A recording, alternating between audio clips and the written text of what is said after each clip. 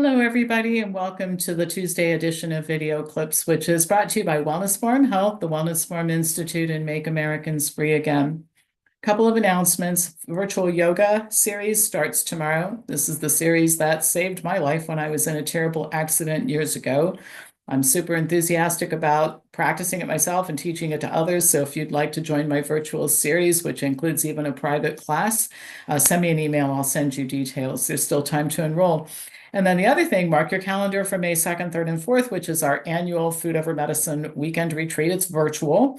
We're going to cover some topics I know you're interested in, like the great protein debate, dietary supplements like omega-3, vitamin C, and magnesium, cooking classes and recipes, topics you've been asking about, irritable bowel, gluten, glyphosate, inflammation, and more. It'll be Friday night, all day Saturday and Saturday night with, of course, breaks. And then on Sunday night, we're going to have a special, I call it implementation session, where we make a plan.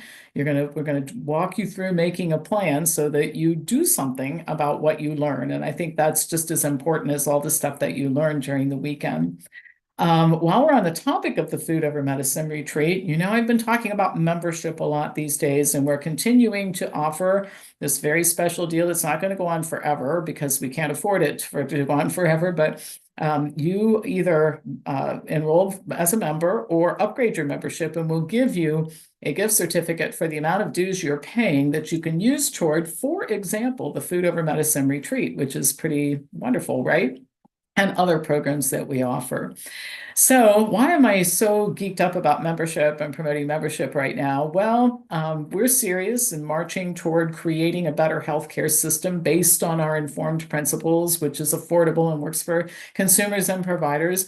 And it's becoming increasingly imperative that we do this because our system here in the United States is collapsing. And all of you watching this are going to be impacted by it. And I'll explain how in a minute. But I think the first thing to say is that there's no big government solution to this. There's no rescue, particularly the appetite of this administration doesn't go that direction. But even if there was, it wouldn't last long because socialized systems, for the most part, there are a few exceptions, but not many, are collapsing. For example, in Canada, the system's been bankrupt for a long time. It was once federal taxes, then federal plus provincial taxes, and now that's bankrupt. So more and more doctors are leaving the system and setting up private practice. So Canadians get the wonderful privilege of paying for their taxes, which are supposed to cover healthcare, and then paying outside of the system if they really need healthcare. That's probably not very reassuring, right? Not a good deal. Let's put it that way. In the UK, things are even worse. A UK citizen describes the National Health Service as a socialist single-payer system with a parallel private system, which is horrifically expensive, but provides a safety net for the rich, just like what happens in Canada. But I'll provide a little bit more detail just so that you know, and then I'll tell you what it has to do with here. This person writes, the state system works comparatively well for emergencies and life-threatening illnesses, although by no means always. But for anything else, for chronic painful conditions like arthritis of the hips, for example, it imposes terrible waiting times on patients. They're forced to enter a Kafkaesque world of constant obstruction, delay, excuse, false hopes, broken promises, and so forth, in which their worsening condition counts for nothing. Death is one way of shortening waiting lists. It's obligatory to have a family doctor's referral to access specialist services, which I'll insert is sometimes, if not always, the case here in the US. But even getting an appointment to see a family doctor can be a nightmare, in part because the system has succeeded in creating a situation in which 3/4 of family doctors don't work full-time. This is the result of a combination of generous payment so that doctors don't feel obligated to work full-time to earn enough to live, high taxation of higher incomes, and the imposition of nightmarishly bureaucratic working conditions that can be avoided only by working part-time.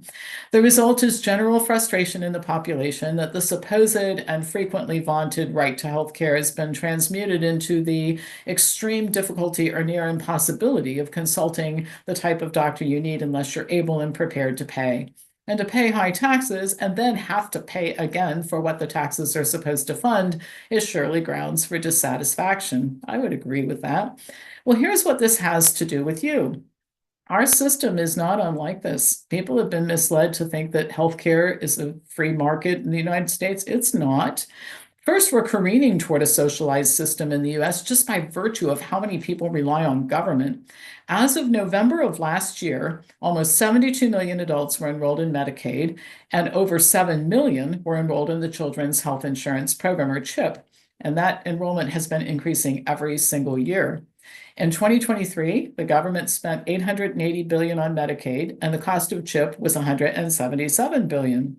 66 million people in the US are on Medicare, and in 2023, the Fed spent $839 billion on Medicare. So, a couple things to point out. First, as Medicare recipients know, the reimbursement rates and coverage are so terrible that you have to afford a supplement. You have to find some way to buy a supplement in order to get any real coverage at all. Second, almost half of Americans are covered by government insurance programs, which cost collectively almost $2 trillion per year, and expenses are going to continue to rise just as they have every year. On the other hand, Obamacare, which was supposed to result in coverage for all, hasn't. And there are now 26 million Americans, or 8% of the population, who have no coverage. Now, this doesn't mean they don't get care. The uninsured spend an average of $1,000, give or take, a year on healthcare. Some of that's paid out of their pocket, but some of it is paid by various state and federal agencies, which reimburse providers and hospitals for the services to people who can't pay. Another way to balance the books is to charge those who have insurance more for care, which is why your premiums keep going up.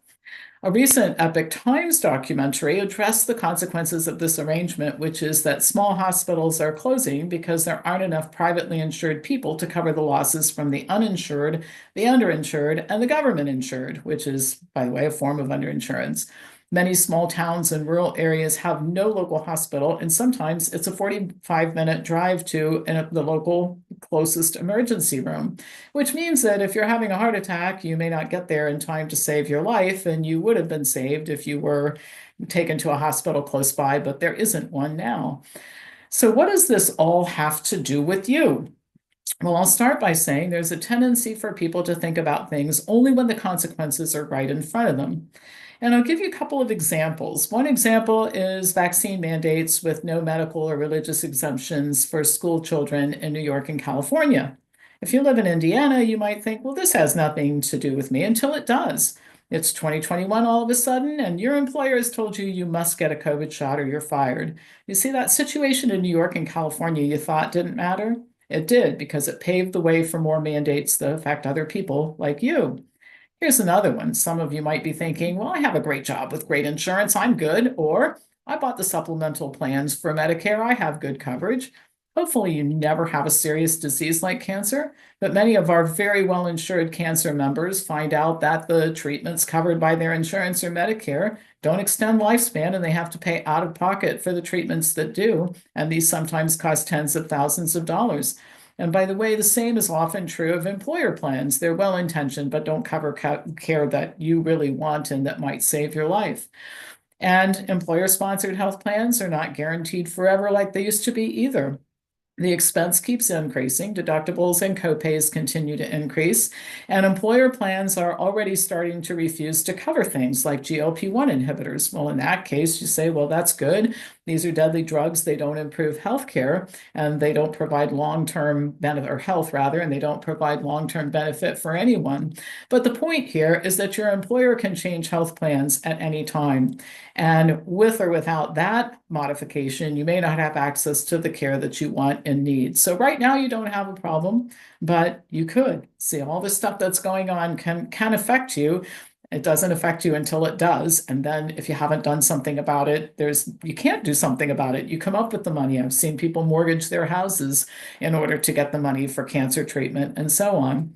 Our situation here in the US is not unlike the UK. Many people who have health insurance coverage, but their choice of doctors and medical centers and medical treatments are limited, particularly when it counts. People have to pay out of pocket. They have to travel sometimes. The wealthy can afford to pay for what they want and travel to wherever they need to go to get care.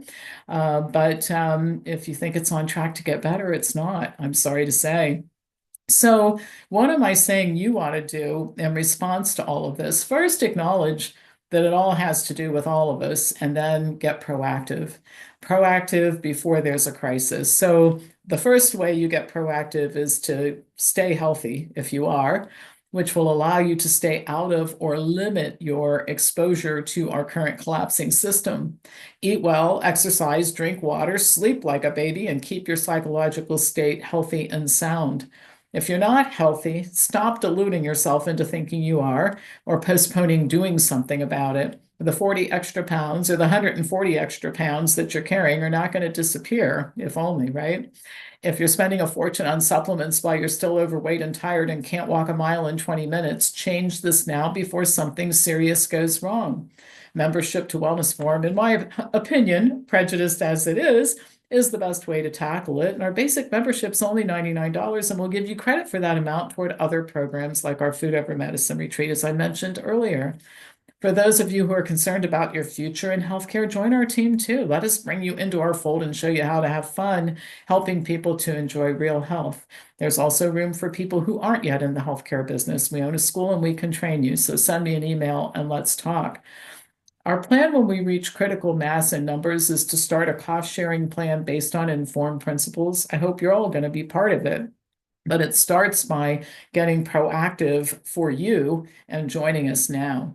So remember, join Wellness Forum or upgrade your membership. We'll give you a gift certificate to do that. You can apply it toward upcoming programs. And let us show you how to be part of what I think is an exciting future in healthcare. Healthcare as it stands, the conventional part of it, not very exciting, not much to look forward to, but the alternative view of it is exciting. Healthcare should actually be for the sick. What we want to do is not require it, right? So stay out of the system by taking care of yourself, and then we can build something. We can build a system around those principles that will keep everybody's costs low. So I'm excited about the future. I'm actually excited about the present. I've had a great time in healthcare for my entire time in the business, and our members have stayed healthy and largely out of the system during our almost 30 years in business. We'd like to share that with you. All right, that's it for today. As usual, pass this on to anybody who you think would enjoy watching it, and I'll be back to you on Thursday with more news. Once again, my email address is pampopper@msn.com if you're interested in what I've talked about here. Thanks for watching.